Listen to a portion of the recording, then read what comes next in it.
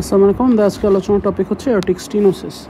স্টিনোসিস শব্দের অর্থ হচ্ছে নন কমপ্লায়েন্ট ভ্যালভ, মানে হচ্ছে একটা ভ্যালভের ওপেন হওয়ার কথা সেটা সে ওপেন হচ্ছে না, ব্লাড ফ্লো হওয়ার পরও সে এরকম বন্ধ হয়ে থাকছে। সো অ্যাজ এ রেজাল্ট আমাদের ব্লাড ফ্লোটা রিলেটিভলি কম হচ্ছে থ্রু দিস ভ্যালভ। এখন অ্যারটিক ভ্যালভে এই জিনিসটা হলে সেটা অ্যারটিক স্টিনোসিস। এখন কজেস অফ অ্যারটিক স্টিনোসিসের মধ্যে হচ্ছে আমাদের ফার্স্টলি ইনফ্যান্ট এবং চিলড্রেনদের কনজেনিটাল অ্যানোমেলিগুলো হয়, লাইক কনজেনিটাল অ্যারটিক স্টিনোসিস।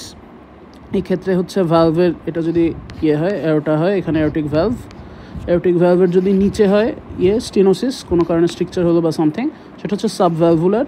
উপরে হলে হচ্ছে সুপ্রাভ্যালভুলার। আর ভ্যালভেই যদি হয় সমস্যা হয়, এক্স্যাক্টলি এই যে ভ্যালভেই যদি হয় সমস্যা হয়, সেটা হচ্ছে ভ্যালভুলার অ্যারোটিক স্টিনোসিস।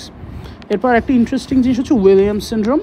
আমাদের যে ক্রোমোজোম 7-এ ELN জিন নামের একটা জিন আছে, এই জিনটা হচ্ছে ইলাস্টিন প্রোডাকশনের সঙ্গে অ্যাসোসিয়েটেড।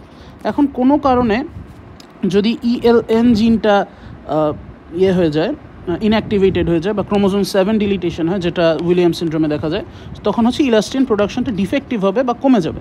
এখন আমাদের ইলাস্টিনটা যদি ওভারঅল কমে যায়, সেক্ষেত্রে হচ্ছে আমাদের যে ভ্যালভের মধ্যে এই ইলাস্টিনটা কমে যাচ্ছে। অ্যাজ এ রেজাল্ট আমাদের ভ্যালভের ইলাস্টিসিটি কমে যাচ্ছে, একটা ফাইব্রোজড বা নন কমপ্লায়েন্ট ভ্যালভ হিসাবে জিনিসটা কাজ করছে। তো এইটাই হচ্ছে উইলিয়ামস সিনড্রোমে দেখা যায়, অ্যান্ড এটা একটা কজ অফ সুপ্রাভ্যালভুলার অ্যারোটিক স্টিনোসিস। আমার যদি ভুল না হয়ে থাকে, সুপ্রাভ্যালভুলার অ্যারোটিক স্টিনোসিস এক্ষেত্রে দেখা যায়। তো এরপরে হচ্ছে ইয়াং অ্যাডাল্টদের ক্ষেত্রে দেখা যাবে ক্যালসিফাইড অর ফাইব্রোজড বাইকাসপিড ভ্যালভ নিয়ে যারা জন্মাচ্ছে তাদের হচ্ছে ইমিডিয়েটলি কোনো সাইন্স অ্যান্ড সিমটম দেখা যায় না, বাট ওভার টাইম খুবই র্যাপিডলি, ওভার টাইম বলতে একদম বয়স পর্যন্ত সিনাইল লেভেল পর্যন্ত যায় না, বাট ইয়াং অ্যাডাল্ট হতেই হচ্ছে এই ভালভটা বারবার ড্যামেজ হয়ে ফাইব্রোজড অ্যান্ড ক্যালসিফাইড হতে পারে। তো সেখান থেকে হচ্ছে আমাদের অ্যারোটিক স্টেনোসিস ডেভেলপ করতে পারে। এটা হচ্ছে আসলে আমাদের যে উন্নত বিশ্বে most common cause of aortic stenosis, but in context of developing countries like ours, rheumatic aortic stenosis টা মোস্ট কমন কজ। ওল্ড এজে হচ্ছে আমাদের সিনাইল ডিজেনারেশন হতে পারে ভালভের, আর ইয়াং অ্যাডাল্টের ক্ষেত্রে যে ক্যালসিফিকেশন এর রিউমেটিক চেঞ্জ এর কারণে অ্যারোটিক স্টেনোসিস, সেটা হচ্ছে এই ক্ষেত্রে দেখা যায়।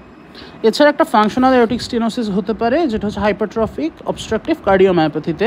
তো এটা যদি আমরা হার্টের চেম্বার চিন্তা করি, হচ্ছে অ্যারোটিক অ্যারোটা, এই হচ্ছে অ্যারোটিক ভ্যালভ। তো এটা যদি ভেন্ট্রিকুলার হয়, ওয়াল হয়, এই ক্ষেত্রে যেটা দেখা যায়, আচ্ছা এটা হচ্ছে ইন্টারভেন্ট্রিকুলার সেপ্টাম।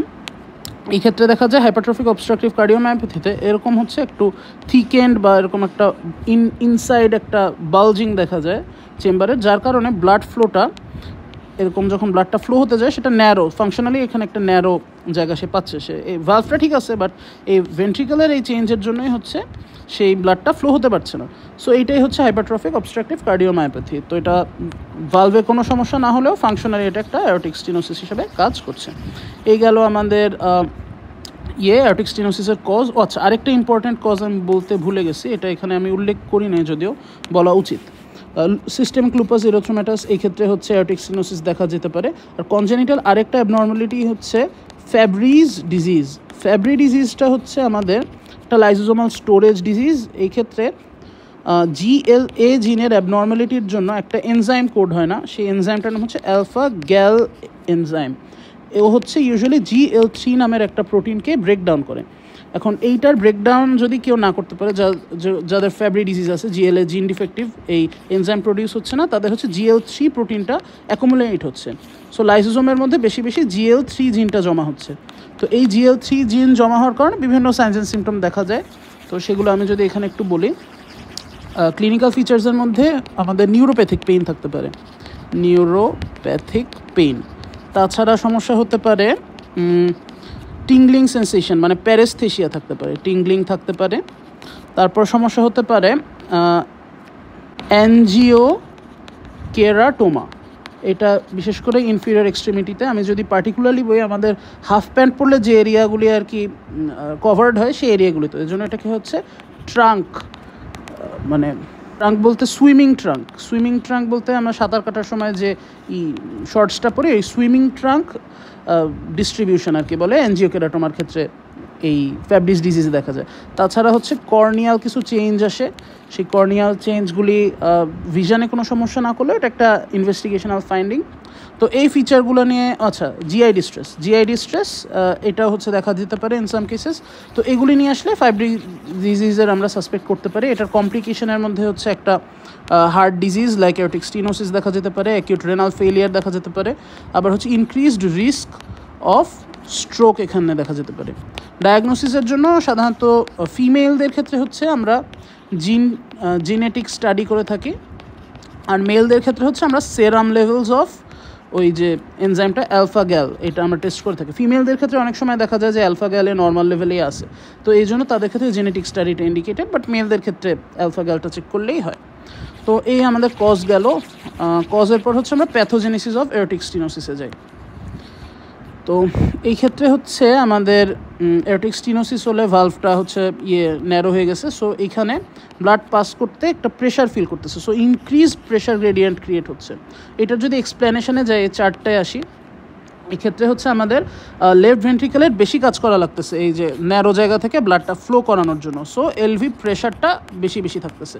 এখানে সেটাই লেখা যে increased pressure is needed to open aortic valve, এর জন্য হচ্ছে এওরটিক স্টিনোসিসের increased left ventricular pressure. At the same time আমাদের এই ধরলাম এওরটা, এই হচ্ছে ভ্যালভ, ছোটো ভ্যালভ, এখান থেকে কম ব্লাড যেতে পারছে, সো এইখানে কম ব্লাড ফাংশনালি আসে। তো আমাদের এই জন্য এওরটার মধ্যে আমাদের রিলেটিভলি লেস প্রেশার ফিল করি। এখানে সেটাই লেখা যে ভলিউম অফ ব্লাড এক্সিটিং এওরটা হচ্ছে খুবই কম থাকতেছে, এই জন্য হচ্ছে এওরটিক প্রেশারটা রিলেটিভলি কম থাকছে। সো আমাদের কী দাঁড়ালো, আমাদের এটা যদি আমাদের হার্ট হয়, এটা যদি এওরটা হয়, এই লেফট ভেন্ট্রিকেলের প্রেশার অনেক বেশি, এওরটায় প্রেশার অনেক কম। সো এখানে যে ট্রান্স ভালভুলার গ্রেডিয়েন্ট নর্মালি যেটা হওয়ার কথা ভেন্ট্রিকেলে কম এবং এওরটায় বেশি, এই জিনিসটা কিন্তু রিভার্সড হয়ে যাচ্ছে এবং এটা একটা হাই ট্রান্সভালভুলার প্রেশার দেখা যাচ্ছে। সো ট্রান্সভালভুলার গ্রেডিয়েন্টটা অনেক বেশি এখানে, এবং এটা 60-কে যদি এক্সিড করে এটা হচ্ছে একটা ইন্ডিকেশন ফর সার্জারি। এই গেল আমাদের এই আলোচনাটা যে প্রেশার গ্রেডিয়েন্টটা আসলে কি। তো এই ইনক্রিজ প্রেশার গ্রেডিয়েন্টের জন্য হচ্ছে আমাদের লেফট ভেন্ট্রিকুলার হাইপারট্রফি ডেভেলপ করে, কারণ কনসিস্টেন্টলি আমাদের লেফট ভেন্ট্রিকুলার বেশি কাজ করা লাগতেছে, এবং এই জন্য আমাদের লেফট ভেন্ট্রিকুলার কিন্তু বেশি কাজের জন্য অক্সিজেন ডিম্যান্ডটাও বেড়ে যাচ্ছে।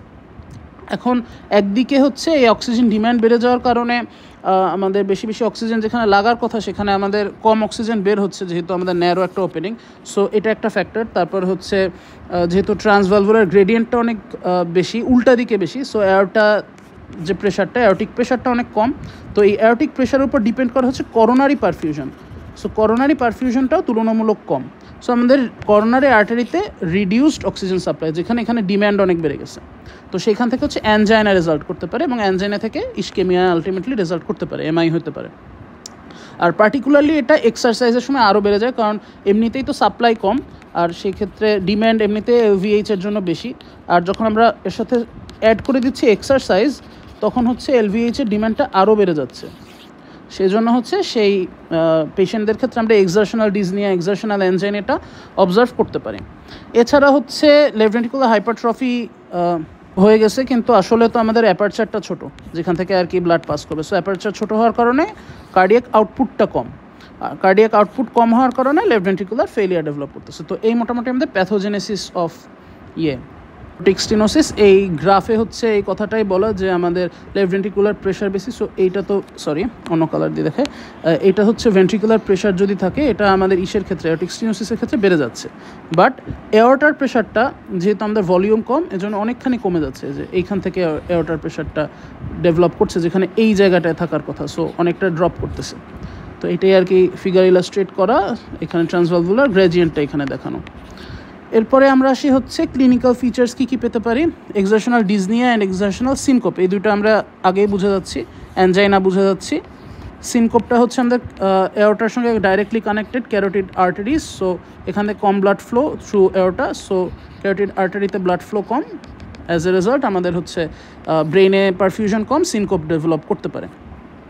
আর হচ্ছে মাইল্ড মডারেট কেসেসে এটা অ্যাসিমটোম্যাটিক থাকছে, আর সিভিয়ার কেসেসে লেফট ভেন্ট্রিকুলার ফেলিয়ার ডেভেলপ করতে পারে, সেক্ষেত্রে পালমোনারি ইডিমাও ডেভেলপ করতে পারে। এছাড়া বিভিন্ন টাইপের অ্যারিথমিয়াও কমপ্লিকেশন হিসেবে ডেভেলপ করতে পারে, যেহেতু আমাদের চেম্বার ডাইলিটেশন হচ্ছে।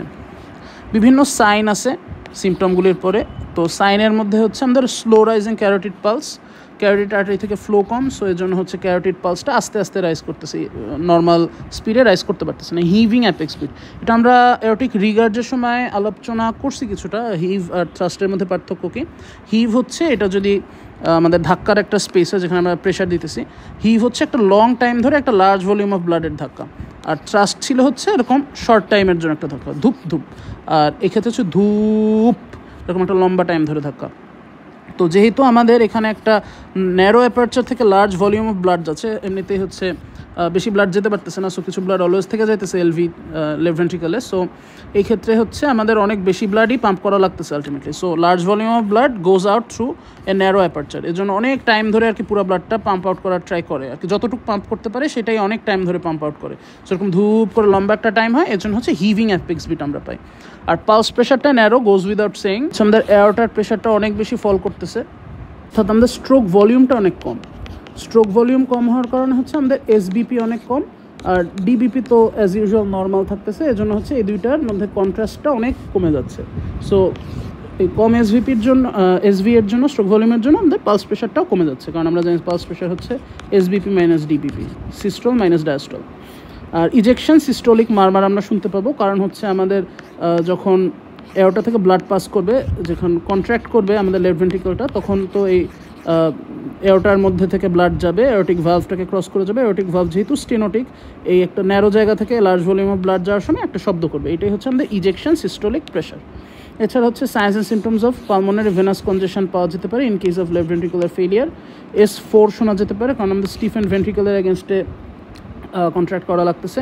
তারপর হচ্ছে প্যারাডক্সিক্যাল S2 স্প্লিটিং হতে পারে। নর্মালি হচ্ছে আমাদের যে দুইটা কম্পোনেন্ট S2 এর, একটা হচ্ছে A2 আর একটা হচ্ছে P2। এখানে যদি আমি লিখি A2 আর P2, A2টা আগে হয় P2 এর চাইতে, বাট এই ক্ষেত্রে হচ্ছে আমাদের এই যে A2 P2 দুইটাই তো হচ্ছে ভালভ ক্লোজারের জন্য যে শব্দ দুইটা, S2 এর যে শব্দ দুইটা, এখন A2টা আগে ক্লোজ করে P2 এর চাইতে, পার্টিকুলারলি এটা ইন্সপাইরেশনে দেখা যায়। But in case of A2 এয়ারটিক স্টেনোসিসে যেহেতু ভালভ ক্লোজ করতে অনেক টাইম লাগতেছে, স্টেনোটিক ভালভ, এজন্য এটা হচ্ছে পরে ক্লোজ করে। সো এই ক্ষেত্রে P2টা আগে শোনা যায় A2 চাইতে।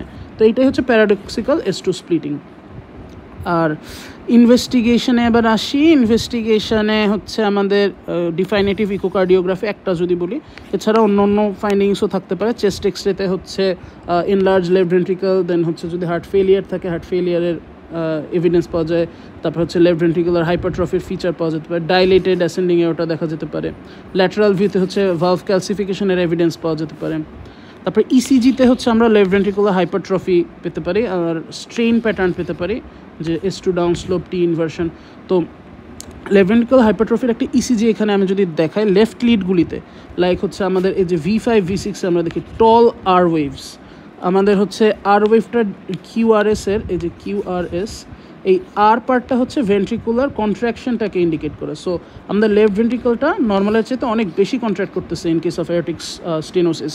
তো এই জন্য হচ্ছে হাইপারট্রফি দেখা দিচ্ছে, এই জন্য হচ্ছে এর আর ওয়েভগুলি দেখি আমাদের যে লেফট সাইডের V5 V6 লিডসে অনেক বেশি। ইভেন আমরা যদি আরও লেফটে যাই, লাইক ফার্স্ট লিড লিম্ব লিডের মধ্যে লিড 1-এ কিন্তু অনেক লম্বা লম্বা আছে।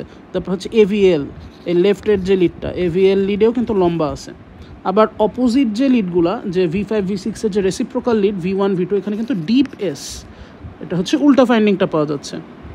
তো ডিপ S ওয়েভটা আমরা এখানে দেখতে পাচ্ছি। তো আমাদের V5-এর অথবা V6-এর লিড আর ওয়েভটা প্লাস হচ্ছে V1 অথবা V2-এর যে S ওয়েভটা, এই দুটো যদি যোগ করে আমরা 35 মিলিমিটারের বেশি পাই, অর্থাৎ হচ্ছে 7টা বড় বক্স এর চাইতে যদি বেশি পাই, সেক্ষেত্রে হচ্ছে এটা লেফট ভেন্ট্রিকুলার হাইপারট্রফিকে ইন্ডিকেট করে। এক্ষেত্রে কিন্তু সেটা আমরা দেখতে পাচ্ছি অনেক বেশি 7-এর চাইতে। সো এটা হচ্ছে লেফট ভেন্ট্রিকুলার হাইপারট্রফির ফিচার। স্ট্রেইন প্যাটার্ন আমাদের এই ST সেগমেন্টটা এরকম ডাউন স্লোপ থাকতে পারে, টি ইনভার্টেড থাকতে পারে, আর লেফট বান্ডাল ব্রাঞ্চ ব্লকের এভিডেন্সও থাকতে পারে। এরপরে হচ্ছে আরও ফার্দার আমরা টেস্ট করতে পারি, লাইক কার্ডিয়াক ক্যাথেটারাইজেশন। এটা হচ্ছে ইউজুয়ালি করোনারি আর্টারি ডিজিজ সাথে আছে কিনা এটা দেখা যায়, আর হচ্ছে আমাদের যে ট্রান্সভালভুলার গ্রেডিয়েন্ট এটা মেজার করতে পারে। আমাদের ম্যানেজমেন্টের জন্য হচ্ছে ইউজুয়ালি যে সমস্যাগুলি অ্যাসোসিয়েটেড অ্যানজাইনা, সিনকোপ, হাইপোটেনশন, দেন হচ্ছে আমাদের হার্ট ফেলিয়ার, দেন হচ্ছে অ্যাট্রিয়াল ফিব যদি থাকে, এই জিনিসগুলির কনভেনশনাল ট্রিটমেন্ট আমরা ইউজুয়ালি দিই। এবং যদি যে ট্রান্সভালভুলার গ্রেডিয়েন্টটা 60 এক্সিড করে যায় সেক্ষেত্রে ভালভ রিপ্লেসমেন্ট আমরা দিই। এক্ষেত্রে একটা আমরা অ্যাপ্রোচ নিয়ে থাকি, যদি সার্জিক্যাল ইউজ করি সার্জিক্যাল, আর আমাদের একদম মানে লার্জ স্কেল কোনো কাটাকাটি ছাড়া ওপেন হার্ট না করে আমরা টাভি নামের একটা প্রসিজিওর ইনশিওর করতে পারি। এটা হচ্ছে সম্ভবত নাম trans catheter aortic valve implantation.